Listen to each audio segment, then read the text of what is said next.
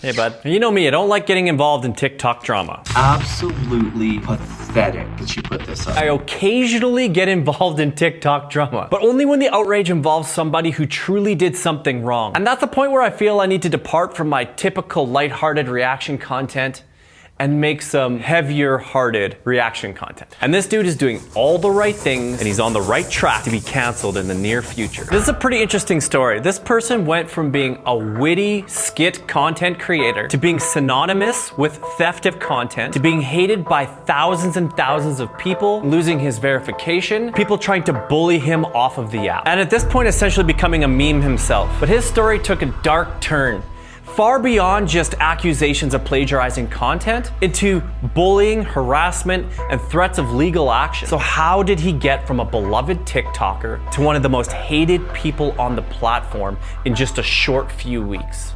Meet Numain, aka Kane Numain Trio. Sorry if I'm mispronouncing that. If you spend any amount of time on TikTok and you enjoy the occasional skit, chances are you've come across Numain's content. He has 2.7 million followers. But recently he's been the target of a little bit of controversy because a lot of content creators are coming forward saying that they have had their videos stolen by him. Literally the first video I see on his profile, I was like, this looks like mine. Was mine posted before his? Yes. Is it possible that he stole the idea from me or another small creator? Yes. And he never credits any of them. He just takes all the clout with no conscience about it whatsoever. Now, videos of people calling someone out for stealing content, they have a spotty track record on TikTok. It's a very polarizing subject. Some people think it's really, really trashy to steal someone's content and not credit them.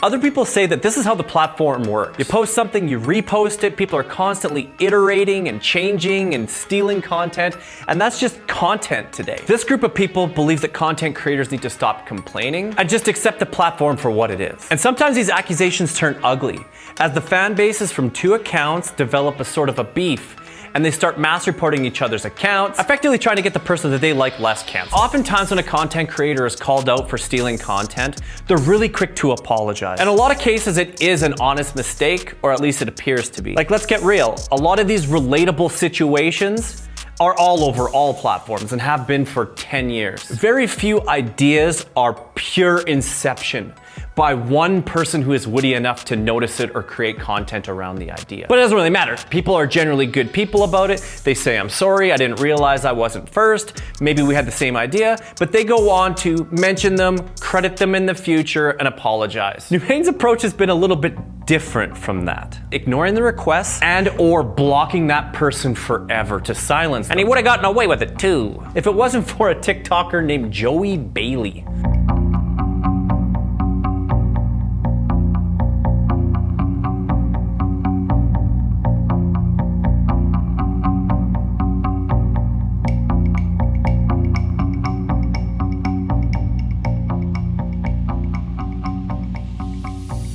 It was at this point that people realized that this isn't just small butthurt creators complaining that they don't get enough clout for the content they make. This single video validated every unsubstantiated claim of stolen content. Straight up stealing videos, shot for shot, word for word. At this point, he started getting tagged in a lot more videos and a lot more hate comments in his video's comment section.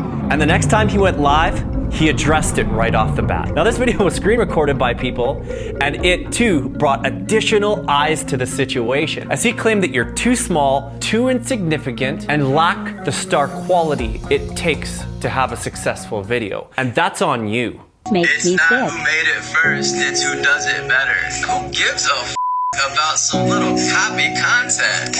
Like, I'm an actor, I'm not a writer, I'm not a storyteller. You give me a script, I will nail that but I'm not gonna think of it, no. But I'm gonna make yours better, or make yours, you know what I mean, good. Like, yours is probably not as good, and that's why it's not performing well. Let me go on live, let's see how much I can get in the comments for copying content. Like, come on, man. I think we should take a brief step back and just discuss the difference between a joke and a trend. A trend is an action that's typically meant to be participated in. It's part of the amazing community that is TikTok, taking a video concept, using the same audio, the same filming style, and they put their little spin on it or add themselves to the conversation. Many memes that are jokes can also be trends. So leave the ending open to interpretation so that you can put your own personal, relatable spin on it that'll resonate with yourself and your community. A joke or a skit is generally a person having a unique idea and a unique way of presenting it. And these videos generally don't leave a whole lot of room for iteration. There's just an exclamation point on the end of it. And it's these videos that Numain has been remaking shot for shot, word for word, changing absolutely nothing to make it his own, claiming it as his own, and his only contribution to the joke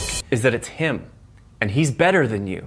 Even if you completely steal the entire joke, the entire skit, it's just you instead of them, you can get out of all accusations and still be a respected TikTok creator by simply mentioning the person that you took it from, to include them in the conversation, to take people to their account so they can see where the idea came from. And maybe they'll like that person too. In this respect, it's almost like a collaborative work, combining the two pieces of content for a greater reach. And if you fail to do this, you're proclaiming to TikTok, this is my idea. I came up with this. And anytime you see this joke or this skit elsewhere, they're stealing it from me. And whether you firmly agree with that or you disagree with it, at minimum, it's TikTok etiquette. There is one more way to credit somebody in a very passive, indirect way. And that's if you create a skit or a joke with a background audio where you tag the audio. This especially works if the original video is really, really popular, because what will happen is people will click the audio and watch other videos under the audio. Having the audios linked allows people to have a direct connection to other videos of that type. So if you have a video that's similar to one video or several videos or a popular video, people can click the audio and just look. In that respect, you're sort of saying, hey, this isn't mine. People can do their own research. At least you have deniability. But Numain does one thing that's a little bit unique in this situation too. When he takes a joke, he uses a different audio so that it's not even passively linked to the original, further claiming originality. This might sound arbitrary and ridiculous and silly to someone who's not a content creator, but I assure you, if you are a content creator, this is an extremely frustrating thing to have happen. Numain was getting away with all of this until March 15th, 2021, when Joey Bailey posted a video exposing the parodies between his content and the content that he'd been taking from other content creators without giving them credit. And this single video would set this entire story on a different course. Numain DM'd Joey Bailey's Instagram account with an intimidating message, instructing him to take the video down. So last month I posted a video calling out Numain for building his account almost completely from stolen videos, including one of mine. And not long after I posted it, Numain messaged me on Instagram trying to get me to delete it, and it was clear that he was trying to scare me into doing it. He had this tone of like, if you delete the video, I'll forget this ever happened, but if you don't, you'll have more enemies. I'm not kidding, that's exactly what he says. You can kindly take it down and we can just, be cool and move on from all this shit. Or you can just leave it up and, have a lot of enemies from here on out. Joey's first reaction to this was to immediately private the video. He assumed that he had bullied this individual, that maybe it wasn't a nice thing to put up, that it wasn't worth all of this backlash. He just wanted to briefly consider the morality around the video and if it needed to exist at all. And after a night of deliberation, he decided to unprivate it because he felt that this was his own expression, his own voice, his freedom of speech, and what he had to say was valuable to the TikTok community, and that he wouldn't be intimidated. I actually did private the video for about a day, but not because I was scared, I just didn't want to become the drama TikToker, There's already so much fighting and arguing on this app every day. I didn't want to add fuel to the fire. But then I realized me posting that video wasn't me starting drama. I was just standing up for myself. So I unprivated the video, and not long after, Numain sent me another message saying that he's gonna sue me for false accusation. I think he's lying. Like, what is a judge gonna do about a TikTok? It just really feels like he's been trying to bully me into staying silent, and that's not gonna happen. The video stank. And this video went viral. 7.4 million views, far exceeding even Numain's most successful viral videos. And it was at this point that Numain's threads became completely polluted with people calling him a content thief, and his hashtag with his name became synonymous with content theft. But that was absolutely nothing compared to what was about to happen. This video was shots fired. It was this video how I found Joey, along with millions of other people, who for us, we could let the other things slide. People have their beefs and people are bitching and moaning, and it's hard to know who really came up with ideas first, and most people don't get involved in that whole scene. But the bullying and threats towards Joey for speaking out against him fueled a full-blown attack by people who had never heard of either of these people before. And this is where we stand now. Numain hasn't posted a video in several days. He's not responding to any comments at all. He's currently hanging out, just blocking people and silencing people and trying to put out small fires all over TikTok in hopes that he can salvage his account.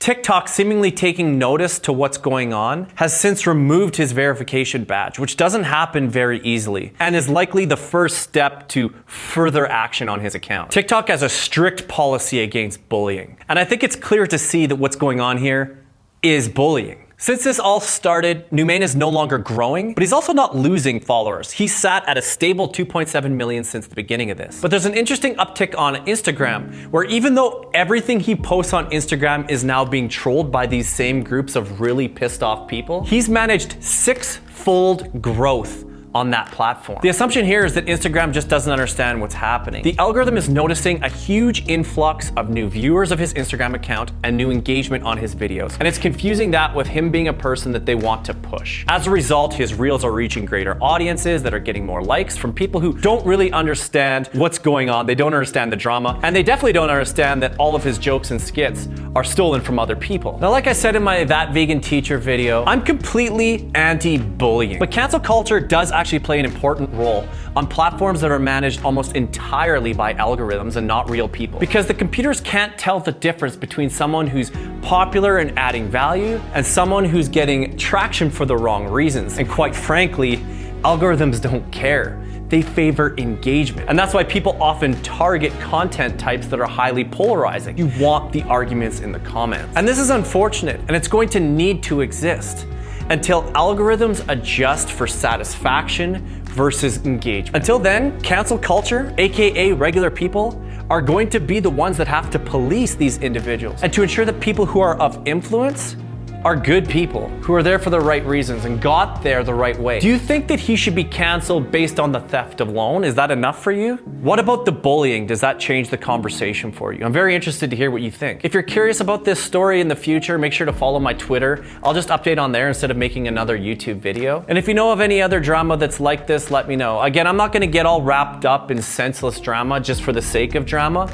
but if there's someone that I truly believe needs to be discussed, I'm all over it. Thanks for hanging out with me, bud. Make sure to check out some of my reaction videos. Deuces.